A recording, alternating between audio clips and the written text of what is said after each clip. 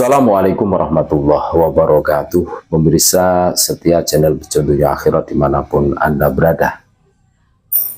Di dalam kitab Syarhus Sudur ya, halaman 204-205 fi manaqibil Habib Abdurrahman bin Muhammad bin Husain al-Masyhur ya, itu menerangkan bahwa Habib Abu Bakar al-Adni berhasil membawa lari emas dan perak dari makam Rasulullah SAW di Madinah. Wah, ada kitabnya yang menerangkan itu semua.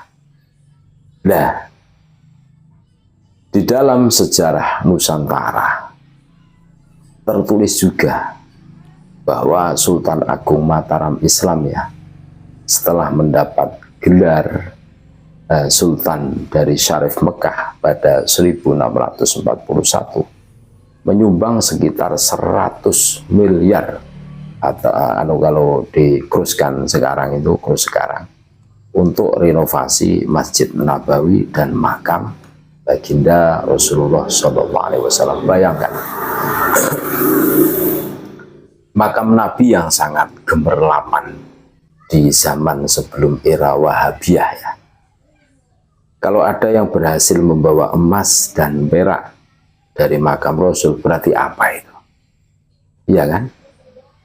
Di dalam kitab Syarhus Sudur, Sohifah 204-205, ini diterangkan Habib Abu Bakar al-Adni berhasil membawa lari emas dan perak dari makam Rasulullah SAW di Madinah.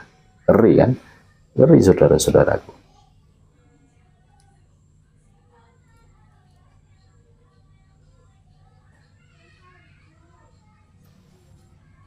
Jadi begini, di dalam kitab Syarhus Sudur itu diceritakan, dan beliau semoga Allah meridhoinya berkata, Syekh Abu Bakar al-Adni memiliki banyak karomah, di antaranya adalah ketika beliau menunaikan haji. Jadi beliau itu pas menunaikan haji, nah, gitu kan, dan menziarahi kakeknya, nah, baginda Rasulullah SAW ya. Beliau menemukan di dekat jendela makam Nabi SAW sejumlah emas dan perak. Maka beliau mengambil banyak dari emas dan perak tersebut di atas kendaraan dan berkata, kakekku tidak menginginkan emas dan perak ini. Tidak seorang pun yang mampu menegur beliau atas hal itu. Maka berita itu sampai kepada Sultan Romawi, lalu Sultan mengirimkan 7 kapal perang untuk memerangi Syekh al-Adni. Setelah Syekh al-Adni mendengar kabar itu, beliau berkata kepada orang-orangnya, bawakan padaku baskom yang berisi air.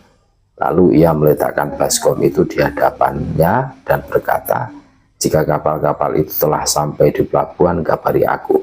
Maka mereka mengabari kapal-kapal itu telah dekat dengan pelabuhan. Lalu beliau mengambil siwak dari surbannya dan mencelupkannya ke dalam air baskom itu.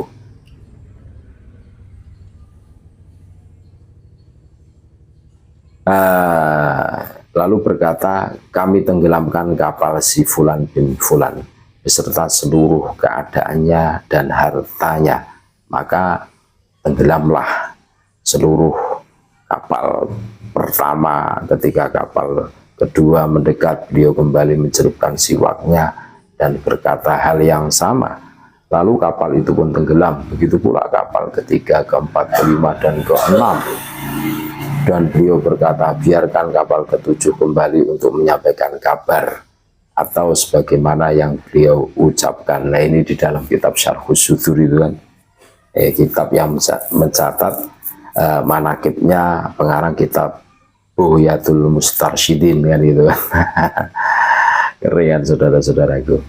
Nah, kalau kita cocokkan ya dengan sejarah Nusantara kan, sejarah Nusantara itu tertulis bahwa Sultan Agung Mataram Islam ya, setelah mendapat gelar Sultan Agung dari Syarif Mekah pada 1641 ya, beliau Sultan Agung itu menyumbang sekitar 100 M kalau dikuruskan hari ini ya, untuk renovasi Masjid Nabawi dan makam baginda Rasulullah SAW, sehingga gemerlapnya makamnya baginda Nabi itu luar biasa.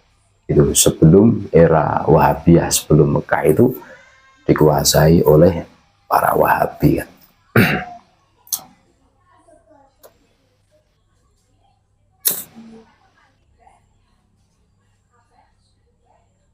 Nah, pertanyaannya, kalau Habib Abu Bakar Al-Adri ini berhasil membawa emas dan perak dari makam Rasul, berarti apa? Ya kan? Kalau dicocokkan dengan sejarah Nusantara, ya kan?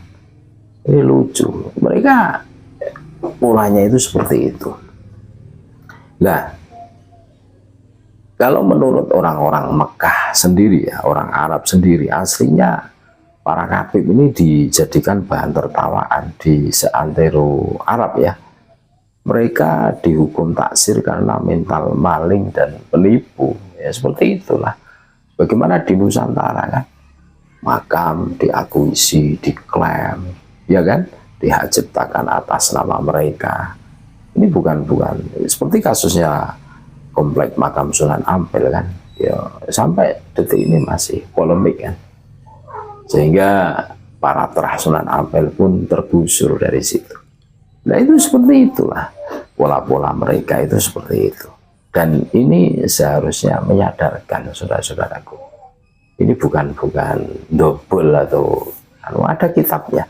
Di dalam kitab Syarhus Sudur, ya, ini diterangkan Habib Abu Bakar Al-Adni ini berhasil membawa lari emas dan perak dari makam baginda Rasulullah Shallallahu Alaihi Wasallam. Nah, itu namanya apa? Kalau bukan maling, kan itu. Ya, seperti itu. Ya, terus dinarasikan mereka itu tidak melakukannya, kan gitu, kan? Iya, kan? Ya, ya. Terus dinarasikan itu termasuk karomahnya, kan gitu, kan? Karomahnya Habib Abu Bakar Al-Adni ini, kan, wah, begitu luar biasanya, kan itu, kan. Ini saudara-saudaraku, mereka selalu mengunggulkan golongan mereka saja, menarasikan bahwa golongan mereka itu termasuk golongan yang luar biasa. Termasuk hari ini, kan, ada wali yang di situ itu terkenal karena diglorifikasikan sebagai wali, kan itu, sehingga orang-orang itu tahunya itu wali. Bisa terbang lah, bisa membelah diri dalam beberapa orang, gitu. Tapi ya sudahlah, memang itu gaya mereka.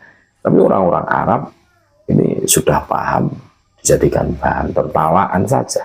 Ya, tukang ngibul sekali lancung ke udara, seumur hidup tidak akan dipercaya orang, kan begitu, kan pepatahnya. Terima kasih, tetap NKRI harga mati Nusantara.